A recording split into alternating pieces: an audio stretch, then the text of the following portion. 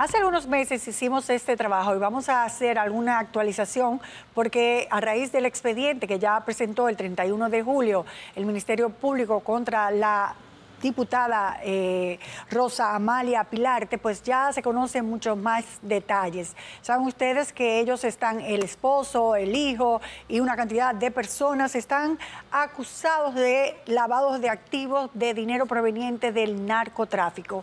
Entrevistamos a la procuradora fiscal titular, Aura Luz García, quien nos habla de todos los retos y desafíos que surgieron en el camino hasta llegar hasta esta acusación formal. Vamos a pasar a este trabajo de investigación. Una decisión demasiado rápida que el partido tomó y que estamos... Así valoró Rosa Amalia Pilarte López la decisión del PRM de rechazar su precandidatura para reelegirse como diputada de La Vega, ya que un día después de la acusación formal del Ministerio Público, el 1 de agosto impidieron su precandidatura para los próximos comicios mediante una resolución en la que afirman que aunque reconocen que no ha sido condenada, el partido tiene el interés de llevar candidatos que reflejen los valores de la organización. Antes de pasar al expediente que posee graves acusaciones contra la diputada Rosa Amalia Pilarte, conozcamos quién es ella para tener un poco de contexto, ya que desde su llegada al Congreso se ha caracterizado por mantener un muy bajo perfil, que se evidencia no solo en sus escasos pronunciamientos ante los medios, que casi siempre son para defenderse y no para fijar posiciones desde su rol como diputada ante temas de interés nacional. De hecho, ni siquiera en la página web de la Cámara de Diputados aparecen datos tan básicos como su biografía, contrario a otros congresistas. Me da pena y lástima sobre la actitud del Ministerio Público que ha tomado en contra de nosotros porque... La diputada de 52 años de edad se refiere a las graves acusaciones que involucran a todo su seno familiar, incluyendo su esposo, el empresario Miguel Arturo López Florencio, con quien tiene 2 hijos, Miguel Arturo López Pilarte, de 29 años, y José Miguel López Pilarte, de 25, actual regidor del PRM, quienes, según el Ministerio Público, exhiben una fortuna y un patrimonio muy difícil de sustentar. Por ejemplo, la diputada es una odontóloga de profesión. Entre el 2003 y 2020, o sea, 17 años, ha obtenido un ingreso por salario total de 7.411.000 pesos, devengando 36.000 pesos mensuales en el Estado y otras empresas aparentemente de carpeta, donde se desempeñó desde abril de 1992 hasta agosto del 2020, cuando gana las elecciones tras postularse a una diputación. Cabe destacar que la repentina candidatura para las elecciones del 2020 se produce cuando su esposo y ella misma ya estaban bajo el ojo de las autoridades, como presentamos en junio del 2021. Todo empieza el 2 de marzo del 2019, cuando la Fiscalía de La Vega y la Dirección Central de Antinarcóticos, DICAN, allanaron una vivienda ubicada en el residencial de esa provincia, donde, según las informaciones de inteligencia, operaba un centro de elaboración, almacenamiento y despacho de drogas. Conversamos con la procuradora fiscal titular de La Vega, Aura Luz García, miembro de carrera del Ministerio Público desde el 2004 y quien ha liderado todas estas investigaciones, incluyendo la de este primer allanamiento en la vivienda donde se encontraba Hilda Cristina Abreu López, a quien se le ocuparon 90.525 pastillas y 21.195 de otras pastillas como anfetaminas. Esta red operaba desde hace muchísimo tiempo, posiblemente desde el 2009 que ustedes hayan podido rastrear las cuentas. ¿Cómo caen al allanamiento donde se encontraron las pastillas? Bueno, nosotros recibimos información de DICAN, en ese momento estaba funcionando, y nos informa de que en esa casa, donde las investigadas iniciales había una cantidad importante de pastillas. Solicitamos allanamiento y efectivamente ahí se ocuparon esas porciones. Por este caso fueron condenados Julio Fernández, Iris Mesalina Martínez, Hilda Tomasina López Abreu a 5 años a través de un acuerdo penal de juicio abreviado. En ese momento nunca se determinó que eran los jefes de ellas. Sí, la investigación nosotros la profundizamos bastante con un equipo amplio de hombres y mujeres que estábamos trabajando 16, 20 horas al día. Verificamos más de 30.000 páginas que se ocuparon, se extrajeron de los celulares de esa joven. Y ahí fue que detectamos que Pablo Martínez era la persona propietario de esas sustancias. Inclusive en un fragmento de las conversaciones se refiere a las pastillas como botones blancos y botones rosados. Era la jerga que él utilizaba para camuflar y evitar el nombre de pastillas de éxtasis. Se refiere a Pablo Antonio Martínez Javier, quien actualmente se encuentra prófugo. En 2016 ya había sido deportado por narcotráfico, pero continúa liderando la red en el país.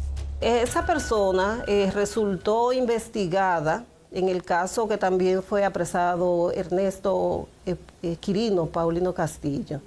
Y en ese caso él estuvo involucrado. Y esa investigación recibió condena en Estados Unidos y luego fue deportado. Y bueno, continuó su trabajo de tráfico de drogas.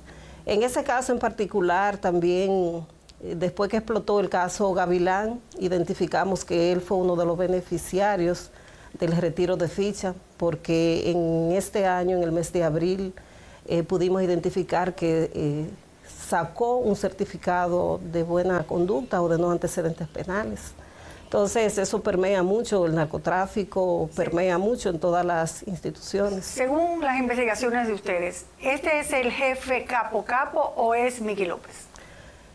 Bueno, la investigación inicial dio al traste de que eran socios en un momento determinado y eso lo pudimos identificar con un traspaso o con 3 traspasos de títulos de propiedad. Y bueno, de ahí en adelante se pudo identificar que habían relaciones económicas. Pablo Antonio Martínez Javier y Mickey López eran accionistas de varias empresas, por ejemplo, del Consejo de Avicultores Veganos, constituida en junio del 1999. Incluso la misma diputada ha manifestado públicamente que su familia tenía negocios avícolas. Los trabajos que hemos hecho no son trabajos escondidos, son trabajos que en mi localidad soy reconocida, porque primero éramos avícolas y luego financieros. Los allanamientos que se hicieron en noviembre ¿de qué año? Del año 2019, entonces es que se encuentran las vinculaciones con Mickey López. Y ahí inicia todo el equipo, más de 15 fiscales y personal técnico de la Procuraduría General de la República. Esto no es un tema de Auraluz únicamente, hay un grupo, un equipo de hombres y mujeres que han dado muchas horas de trabajo por esta investigación. Y ahí entonces en esos allanamientos se allanó en un lugar que se llama La Textilera, que estaba bajo el dominio de Iris Mesalina, que está acusada por lavado de activos también. Y ahí se encontraron evidencias, contratos a nombre de los López. Pero que se hayan encontrado contratos, ¿cuál es la cosa de que se encuentren contratos de una relación que puede ser lícita? Bueno, lo que pasa es que el lavado de activos permea muchas cosas. Son básicamente eso lo que la tipología de lavado de activos. Entre ellas está el verbo de ocultar. Siempre se procura ocultar la actividad ilícita y queriéndolo hacer ver como una actividad lícita. O sea, el modus operandi de ellos fueron crear muchas sociedades para ir ocultando el dinero de las drogas. Sí, eso es lo que nosotros en la investigación arrojó. Estas empresas son Autocréditos Selecto SRL, Servicréditos SRL, Inmobiliaria Gloria Ivet y Agropecuaria Gloria Ivet.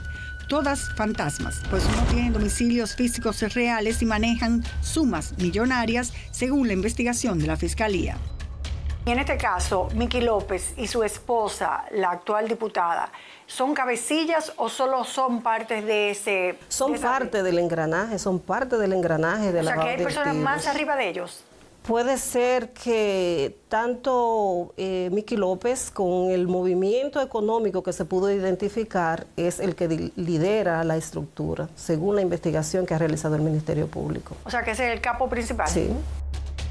El Ministerio Público establece que la diputada movilizó la extraordinaria suma de 4.418.399.312 pesos, principalmente depositados en efectivo, que no tenían explicación razonable conforme a sus actividades lícitas o ingresos por salarios declarados. Pero de acuerdo al expediente, si se analizan los ingresos declarados, no se corresponden con esta residencia, donde viven actualmente, en el sector Gamundi de La Vega. Pese a las altas paredes y los árboles que rodean toda la casa, es evidente que esta propiedad es una familia de altos recursos. Otras de las pruebas que evidencian los grandes movimientos de dinero de la congresista, señaladas en el expediente, es una solicitud de certificación de una simulación de inscripción de hipoteca definitiva por un crédito otorgado a la sociedad Pollos Veganos Sephora por $2 millones en diciembre del 2014. Y como si esto fuera poco, tenía unos 7 certificados financieros registrados solo entre el 2008 y 2017 por un valor de $13.239.990 pesos. También presenta más de 1.000 transacciones en efectivo por montos millonarios. Ella hizo movimientos muy fuertes de dinero y se la acusa de más de 4.000 millones de pesos de haber movido en el sistema financiero. Eso es mucho dinero, tomando en consideración que era una simple odontóloga que trabajaba para el Estado Dominicano. Así es, esas fueron de las primeras puntos que nos llamó la atención en el curso de la investigación. Los movimientos groseros de cantidades de dinero exorbitante y que no había una justificación lícita que pudiera relacionarse con ese perfil económico. Los técnicos financieros que trabajaron este caso han establecido que uno de los casos donde más volumen de dinero, de esos casos que ellos han investigado, este caso es uno de los que más volumen económico ha manejado. Solo en una cuenta abierta en agosto del 2011 y cerrada en mayo del 2014 fueron colocados más de 319 millones de pesos. Otras evidencias de gran movimiento de dinero se reflejaron en depósitos de más de 767 millones a favor de la diputada Rosa Amalia Pilarte. Además, en el famoso allanamiento que inició todo el proceso de investigación realizado en la casa de las hoy condenadas Hilda Tomasina López y su hija Hilda Cristina Abreu López, se encontraron 7 recibos de transferencias que suman 990.000 pesos depositados en una cuenta bancaria de la diputada Rosa Amalia Pilarte. ¿Han podido ustedes establecer de dónde venía todo ese dinero? ¿Quién movía la droga? ¿O solo se han limitado a hacer un expertise financiero de las cuentas de ellos y los movimientos? ¿Ustedes sabrían explicar de dónde viene ese dinero? Es que no, la vinculación desde el año 2009 con Pablo Martínez y el flujo económico sin una base, sin una actividad legal conocida, nos hace presumir de manera razonable que provienen de lavado de activos proveniente del narcotráfico. Es el único delito que deja cantidad de dinero como lo exhibido en este caso. Pero no desde ahora.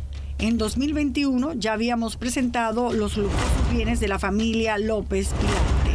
Recordemos. 2 helicópteros, matrícula H11004, modelo Bell, 26B, serial 2247, color azul, con franjas verdes, y otro de la marca Eurocopter, modelo S130B4, de color negro, en el cual se le ha visto varias veces a Miki López, y registrados como propiedad de la empresa agropecuaria Gloria Ibet, la cual no registra ninguna actividad social desde el 2018, así como otros vehículos y objetos de alto valor decomisados durante el allanamiento a la suntuosa residencia donde viven, como decenas de llaves de vehículos Ferrari, Porsche, MC Lauren, Chevrolet, Tahoe, Mercedes-Benz, Jeep Ranger, Range Rover, Land Rover, Toyota, Lexus, Mitsubishi y Nissan, así como caros relojes como Swiss Leger, Invicta, Versace, Hublot, además de jet ski y botes. Uno de estos helicópteros, el Ministerio Público estableció que la empresa agropecuaria Gloria y Vet, en la cual figuran como accionistas Miguel Arturo López Florencio y José Miguel López Pilarte, el hijo de los señores aquí mencionados, tenían a nombre de esa empresa el helicóptero marca Bell 206B. Vemos que ustedes también tienen incautados 2 helicópteros. ¿A nombre de quién son los helicópteros? Sí, están a nombre del imputado principal, Miki López. Y bueno, no solamente están los helicópteros, hay vehículos, también inmuebles y las cuentas están inmovilizadas. ¿Todo estaba a nombre de la esposa? Los movimientos financieros a nombre de la esposa, a nombre de los hijos también. ¿De la cuñada? De la cuñada, de varias de sus cuñados y de sus esposo cuñados también, de esposo de sus cuñados. O sea, que él utilizaba a toda la familia para hacer el lavado. Así es, un tema familiar. Hay empresas de carpeta, en este caso identificamos que había una y que tenía inmuebles y también ese helicóptero estaba a nombre de esa persona. ¿Son helicópteros de valor de cuánto? No sé el valor valorizado de los helicópteros, pero es un helicóptero caro en cualquier parte del mundo. Volvemos de inmediato conociendo el historial criminal de Miki López y cómo un expediente de asesinato no aparece.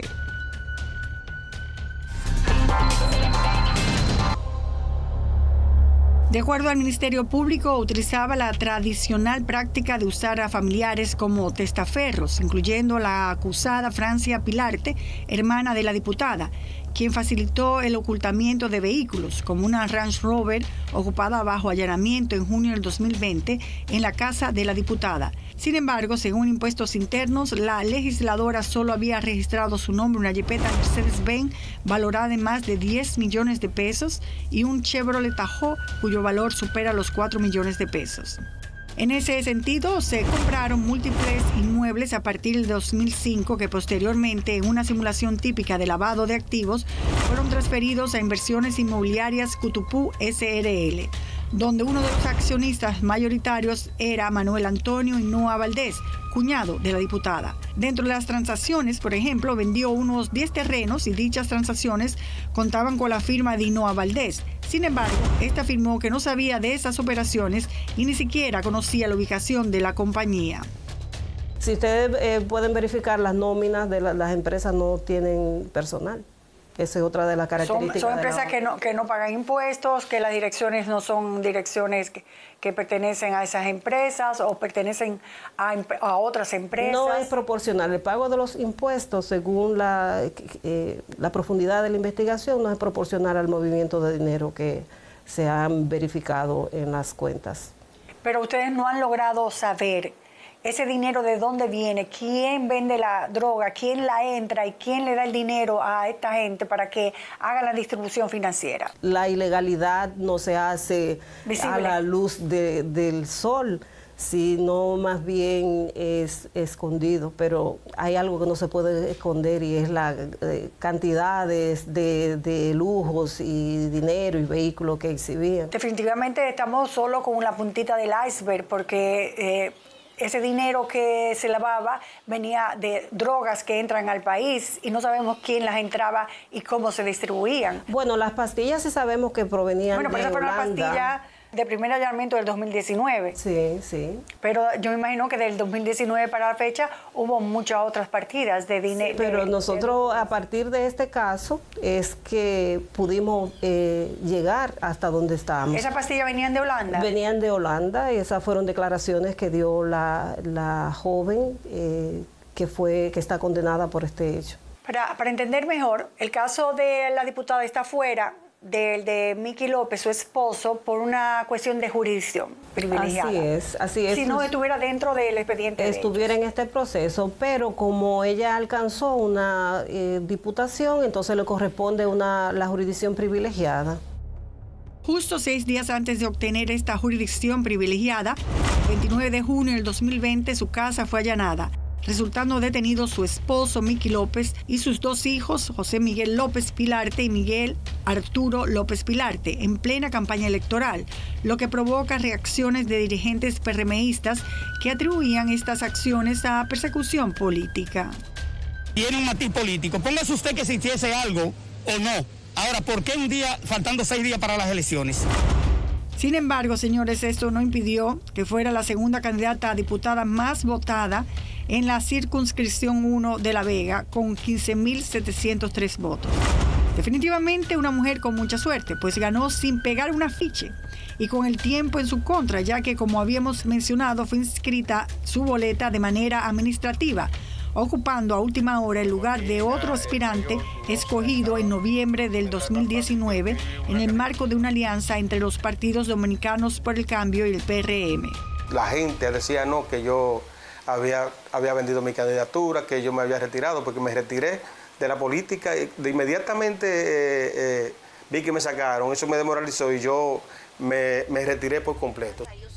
A nivel personal le impactó mucho, ya que tenía la intención de fortalecer las labores comunitarias que desde siempre ha realizado. La esposa mía me dijo, no, deja eso, que tú no eres político, sigue haciendo tu trabajo comunitario, olvídate de eso. Personas como el padre Rogelio Cruz mismo me aconsejaron, yo creo que la política no es para usted. La política es para otro tipo de personas. ¿Cómo se sentían ustedes, los fiscales que estaban trabajando en ese caso, que ven que de repente sale esta persona, le quita la candidatura a otra persona, logra ponerse ella y gana las elecciones sin nada de afiches, sin nada? Ganó en pocos días esa diputación. ¿Cómo se sintieron ustedes? Bueno, estamos en República Dominicana y además esas son características de la criminalidad organizada. Nosotros que hemos estudiado a profundidad ese tema vemos que ocurre en todos los países de la región. Una de las características es eso, que la gente que está en temas ilegales procura adquirir curules en el Senado, en la Cámara de Diputados. Eso no solamente se ve en República Dominicana, nosotros lo hemos visto eso en otros países. Pero ¿cómo se sentían ustedes como fiscales, sabiendo lo que estaban trabajando, investigando? No, continuar.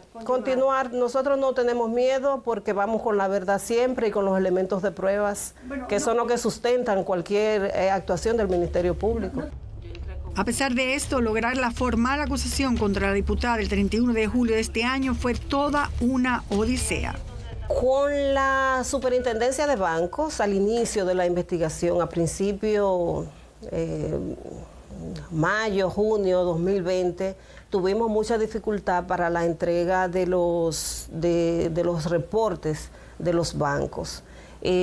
Mucha insistencia para que la mandaran, pero cuando la mandaban siempre faltaba algo, faltaba un banco y eso no consumió mucha energía porque para ver esas transacciones nos dio mucha dificultad. Y que era la materia prima importante, la columna vertebral de la investigación, porque ahí es que ustedes van a poder determinar el manejo y las transferencias. Efectivamente.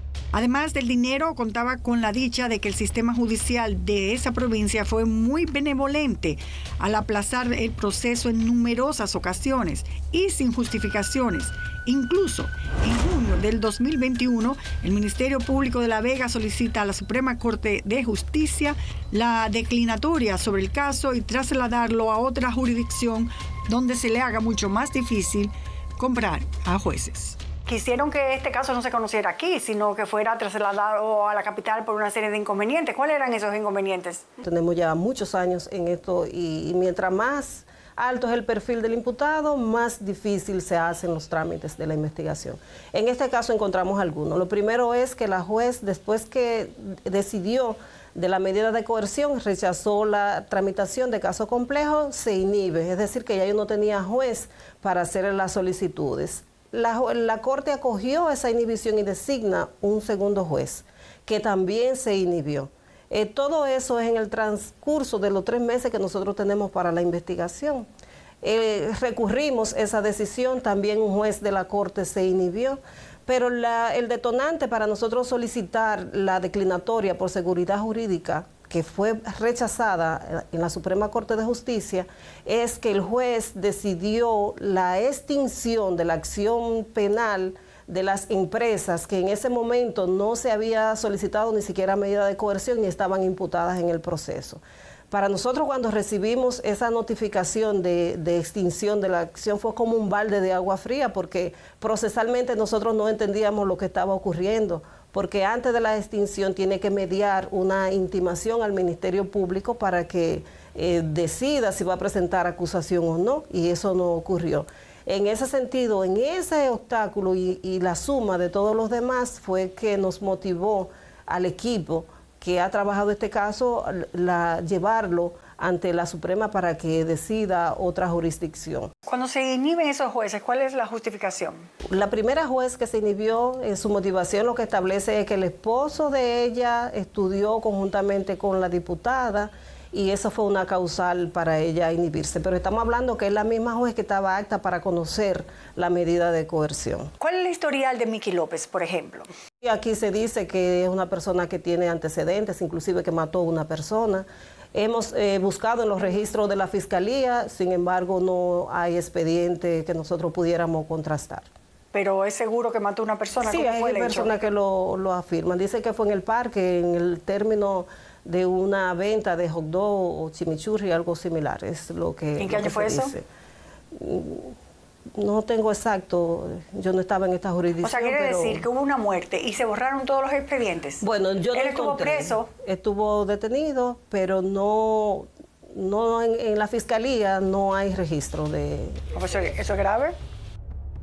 Incluso afirma que, al igual que Pablo Martínez Javier, Miki López está entre las más de 16.958 personas beneficiadas por la red desmantelada mediante la Operación Gavilán y que acusa a empleados del Ministerio Público de recibir dinero a cambio de borrar fichas e impedimentos de salida a esas personas con antecedentes penales.